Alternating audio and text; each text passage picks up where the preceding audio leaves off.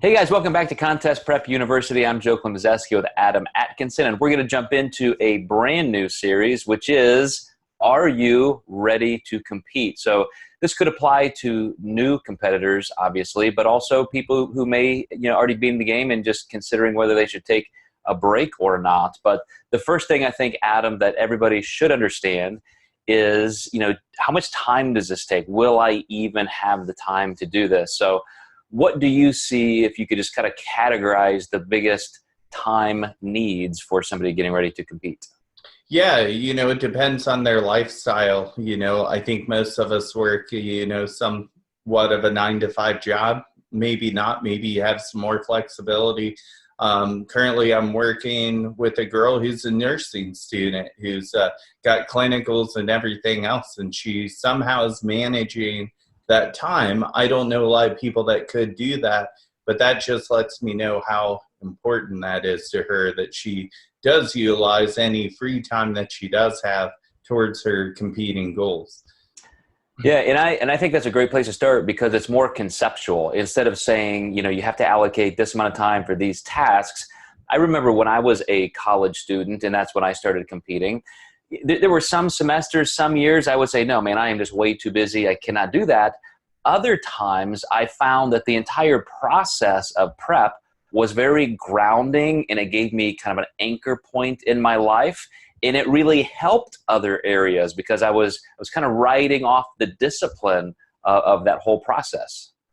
Yeah, a lot of times people will start packing their meals and have their food ready for the week, which can actually send them, save them more time from going to the store and maybe trying to pick up something quick. But is it really that quick if they, drove 10 or 15 minutes to go get it and then back home?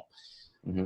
There was a point in my career, I think, as an early pro, when I was conscious, because of young children, of how much time it was taking and how self-absorbing the sport can be.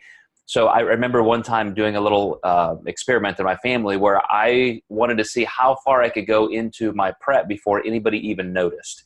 And I think I successfully made it 10 or 12 weeks before my wife or one of the kids were like, wow, you're getting kind of lean. Are you getting ready for a show? And that's my goal, was to, I wanted it to not take more time out of my schedule than anything else would. And I think that's a good concept to kind of put in your mind, that this can be as detailed and consuming as you let it become. Absolutely. Yeah, that's a great point. So if you could categorize, I think we're going to have some extra cardio. So let's talk about the things that do actually create a bit of a time suck. So, training, I think everybody's already probably training. You're doing that. That's part of your lifestyle. You and I both probably are cardio minimalists. We're gonna do just the least amount we have to, but it's still, you probably do need to consider an extra time of day of training and maybe an extra certain amount of sessions per week. So what does that look like typically for you as a maximum? Yeah, so I look at it as time doing cardio, time posing, and time preparing food. Those are usually the biggest time constraints, and it kind of depends on that person's metabolic capacity. Is sometimes you can tell from the beginning, is this going to be a tougher prep, especially if you've worked with a client before. If they're an endomorph, it's going to take some time.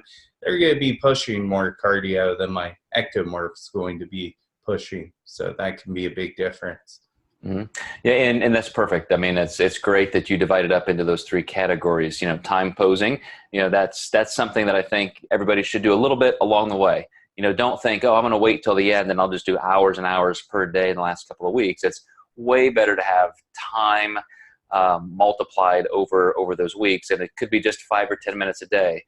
But besides the cardio and the food prep, as I mentioned, I think this can almost be something that creates more stability in people's lives. But we really do, guys, have to consider that, sometimes it's just not the right time. If you have big events planned, you have something, educationally, professionally, relationally that has to be a higher priority, then you can still train. You can still do all those things that move you in that direction of improvement in your own sport. but maybe not necessarily with the pressure of competing. So make that determination. And as we go forward in the series, we'll tackle some more very specific things. But thank you guys for watching, and thank you, Adam. And we'll see you next time as we continue on in the series of, is it time for you to compete? We'll catch you next time.